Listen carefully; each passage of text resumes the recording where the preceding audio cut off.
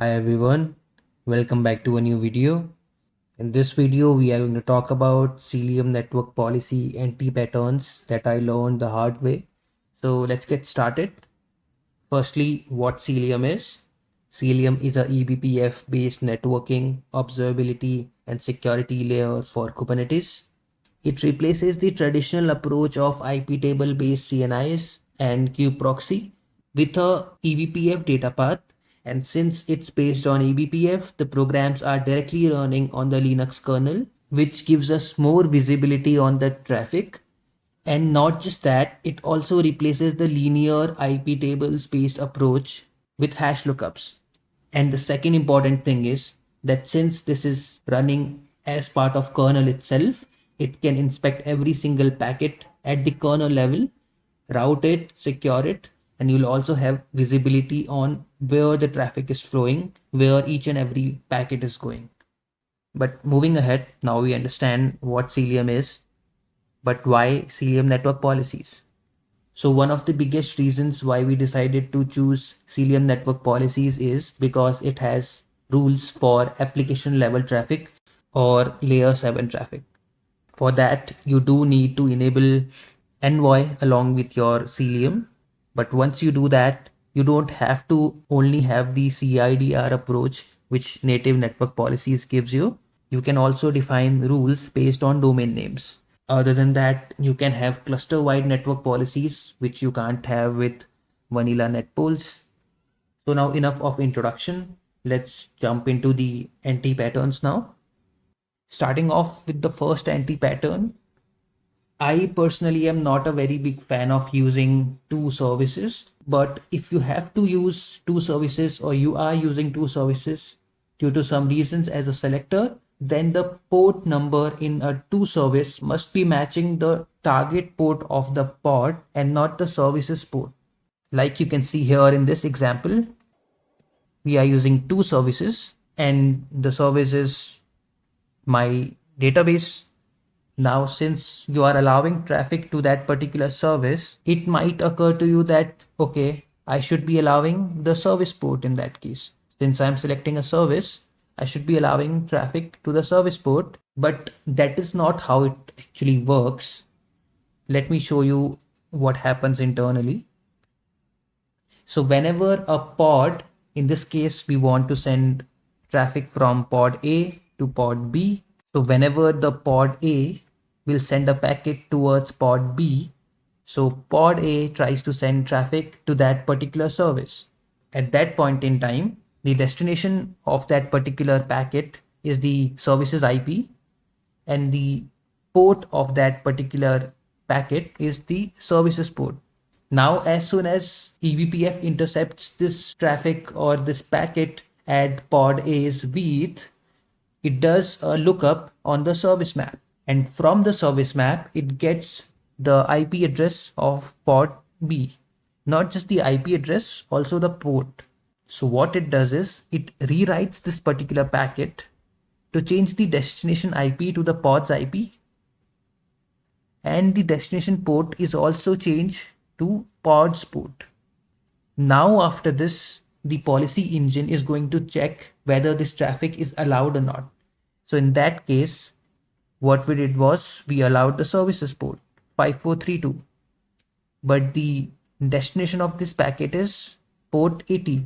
So now this packet cannot match the policy, hence this packet will be dropped because every other traffic except for this rule is not allowed or blocked.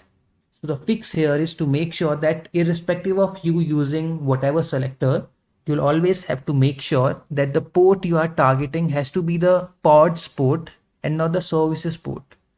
Moving to the second anti-pattern now, which is quite similar to this one, which is basically about what to use, two endpoints or two services. Now, like we just saw in the previous anti-pattern, two services caused us to deny the traffic we wanted to actually allow. So the tip here is that you should always prefer two endpoints if the labels are stable. Obviously, if the labels aren't stable, then you are left with no choice. Go with two services. But in most of the cases, most of the resources you would work on, Labels would be stable and you can use two endpoints. So wherever you can, try to use them so that you can sidestep these sort of edge cases that comes up with two services. The third anti-pattern is being careful while choosing which labels we want to use with match labels. Now, why should we be careful? That is because Cilium ignores certain labels which are either unique per pod or unique per deployment revision. So these two labels or these two type of labels will be ignored from identity creation. Basically, identity creation or figuring out the identity is just a hash function on all these labels, and then you get a numeric digit which you use as an identity. Let me also show you the list of labels that are excluded by Cilium. I am at the source code of Cilium. This is the documentation part. And Cilium has listed down all of these labels over here. So these are the labels that are ignored by Cilium automatically. Make sure that you are not using any of these labels in your endpoint selectors. And now let's move on to the next entry pattern. Also, one more thing, the labels we talked about and the documentation I showed you just now, it is linked in the description as well as in the first comment. So you can check all those labels from there as well. Moving on to the next entry pattern. 2FQDNS, if you don't know, is a way to add rules for allowing traffic either egress or ingress from any domain name. The anti-pattern here is, for example, you want to allow traffic to example.com. Now the logical way of writing it from the knowledge we currently have would be something like this, where we have added an egress to FQDNS, that particular domain name, and then whichever port it is opened at. But if you go ahead and apply this policy, no traffic from that particular pod will ever be able to reach example.com. Let me explain you why. For that, I'll have to explain you what happens when a DNS lookup is performed in case of Cilium. So think of it like this. This is our pod, again pod A. This is the domain we want to reach, example.com, and this is the core DNS, which is responsible for DNS lookups. Now, three cases are possible here. First is that we allow traffic from A, our pod A, to core DNS. We allow this traffic, but we haven't added any DNS rules like this. In that case, what would happen is, first of all, pod wants to send a packet or traffic to example.com. So pod will first call a DNS lookup on example.com in order to know what IP that particular URL is. And for that, pod A will talk to the core DNS. And since we have allowed traffic, at least egress we have allowed without adding this part. So core DNS in that case would send back the IP to that particular pod. So A did a lookup on example.com at core DNS. Core DNS shared the IP of example.com, which sounds perfectly fine. So what is the problem? The problem is Cilium doesn't know the IP. So when pod A now tries to send traffic to example.com, when the traffic reaches the pod's VETH, that is where the eBPF programs would intercept it, and it would check, okay, this pod A is trying to reach to destination XYZ, whatever IP there is. Is this IP allowed, or is this IP matching to an FQDNS in the IP's cache that we are storing? The answer is no, because Cilium didn't even know what happened over here. So it will say no, and hence the traffic will not be allowed. So pod A does need to talk to core DNS, but Cilium should be involved in middle. And that is why we need to add a layer 7 policy in this case, so that Cilium can intercept the lookup itself. So if we were to add this, what happens is, when the pod A tries to do a DNS lookup for example.com at core DNS, then since this layer 7 block is added, When the traffic or the packet reaches pod A's VETH, at that point, the eBPF program checks, okay, this pod is trying to do DNS lookup for a layer 7 policy. Then in that case, Cilium, instead of routing it directly to core DNS, Cilium actually routes it to some other place, which is called DNS proxy. So Cilium would in fact route the request to DNS proxy, and then DNS proxy would talk to the core DNS. And then core DNS sends back the IP to DNS proxy, and this is where DNS proxy writes it into the IP cache. And after that, the DNS proxy would send back or reroute that request to pod A so that pod A can also know the IP that the core DNS sent. The DNS proxy not just writes to IP cache, it also writes to the pod's own FQDNS cache, but that's essentially the same thing. The idea is, instead of directly talking to the core DNS, pod A would first talk to a DNS proxy, which is what is responsible for filling the IP cache. And now when the second packet tries to reach to example.com, at the point where it reaches pod's VETH, again the policy engine would run. And this time when it will check, is there an entry in IP cache for this particular IP? And in IP cache, there is an entry because DNS proxy added it. And that entry maps to example.com. And the network policy allows example.com. So the policy engine says, okay, great, please go ahead. And the packet reaches the example.com. So that is the entire idea. Let's move next to the anti-pattern number 5, which is default deny surprises. Whenever your Cilium network policy selects a particular pod, it automatically converts all the other traffic to default deny, unless you explicitly allow it in other network policy or in the same network policy itself. And this thing happens in both directions, egress and ingress, and this thing happens independently in these two directions. Moving on to the next anti-pattern, which is about load balancers.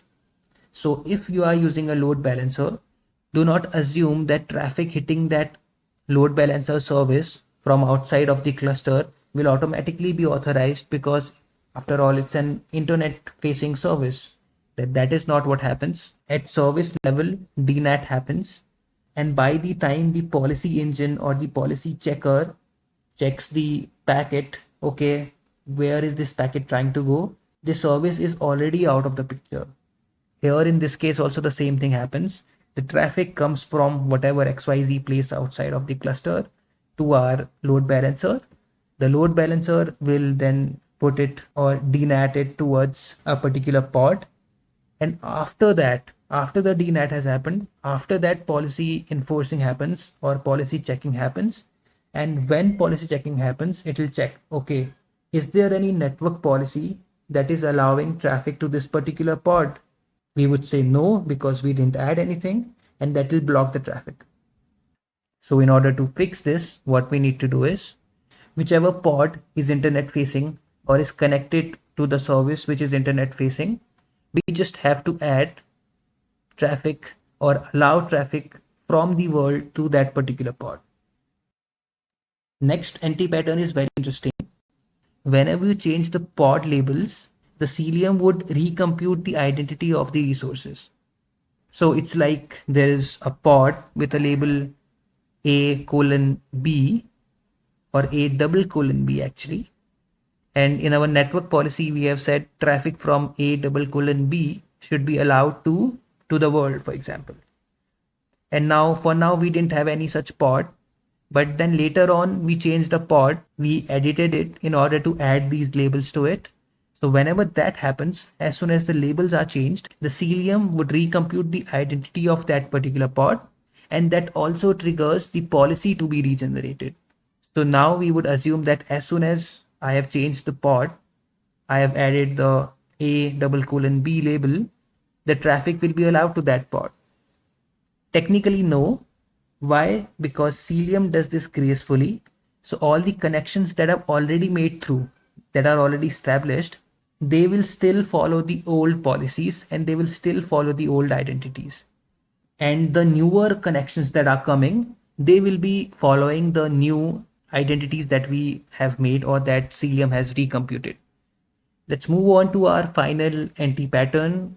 And I would say this is a bigger problem because it is not a technical bug, but it is sort of an organizational issue. So now you can't really solve it with writing better manifest. Let me explain you what I mean. Basically, your namespaces would not be like there's just one application running per namespace. Like in this case, this namespace checkout has 4 applications running. And now each application would have its own owners who are writing network policies for that application. So application A is being managed by some XYZ person or team A, application B by team B, etc. etc. Problem being there is no central place for all the network policy, and there is no central authority or shared owner for the network policies, and it would be scattered around multiple projects. So let's say pod A or app A has a separate Helm chart where we have put its network policies. Pod B has its own Helm chart where network policies for it are present, similar for pod C and D. And the things have been working fine so far, so nobody has been paying attention to all of them being scattered. But someday or the other, something will break. And once that happens, you just have a pile of network policies that are very difficult to debug. And sometimes what happens is if there is one namespace and it has multiple applications, application A's network policies are intervening with application B and C. So there are a lot of such possibilities and it is a mess. It is a lot of noise and it is very difficult to read multiple network policies from different teams. And especially when you have access control in your organization, when application A or actually team A can't have a look at team B's network policy, that's even a bigger problem. Now the fix for this is centralizing the network policies at one place. That makes sense, right? But there's another problem with that. We can centralize the network policies at one place and we can be like, you'll generate a policy per application, but where do you put the default deny in that case? If you put it at application level itself, for example, there's just one central network policy which will render all the network policies for these applications. If there is a default deny in this and default deny is being rendered at 4 places, now our namespace has 4 default denies, which is a big problem. Again, we are creating a mess. So we saw this problem with ourselves and we created a fix which is also open sourced, so you can check that out as well. And this is our fix, which is called kube add-ons. What we do in this case is we have a centralized Helm chart which we call kube add-on, and this is the place where all the network policies are present. In fact, later on we also ended up adding the operator configs here itself. So now that all the network policies are at one place, the problem of access control is gone. The problem of team A not having access to the network policies of team B is gone because all of them are present at a central place. It's much more easier to read, to understand and to debug if anything goes wrong in our network policies. And we render all these network policies per application. So basically application 1 will only be conditionally rendering the application 1 netpol. Application 2 will only be conditionally rendering the application 2 netpol. Application 3, application 4, application 5, same goes for them as well. Now there was another problem that we talked about. We cannot have default deny per application, and that is why we divided network policies and default deny separately in our kube add-ons as well. Why? So that we can make sure default deny is added once per namespace, not once per application, and network policies are added once per application, and they are also conditionally rendered so that for application 1 we are not applying all the netpols, we are just applying application 1's netpol. So these are all the anti-patterns that I wanted to talk about. If you are more interested in knowing what we did around kube add-ons, or if you want to use kube add-ons, then you can check out either kube.io, which is where you can find all of the documentation about kube, or you can head out to the Kube's GitHub itself. If you have any questions, then please post them in the comment section. I hope this video was helpful. If you are writing network policies, we would love to hear back in the comment section about how it has been. Thank you very much for giving your time, and I'll see you in the next one.